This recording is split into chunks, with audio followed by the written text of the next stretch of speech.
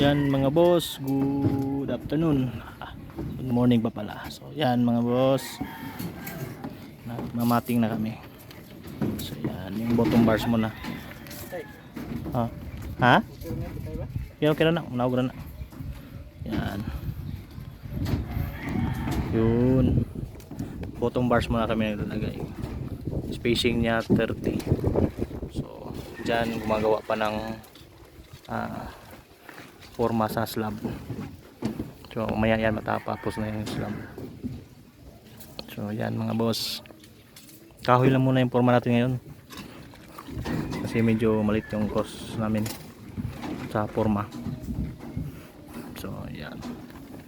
So may mga kami dyan. Ito yung hagdanan. Ito yung hagdanan bupin. So yan, naglalagay kami ng spacer doon sa mga bakal galing sa forma. 40 mm yung 40 mm yung yung kapal ng spacer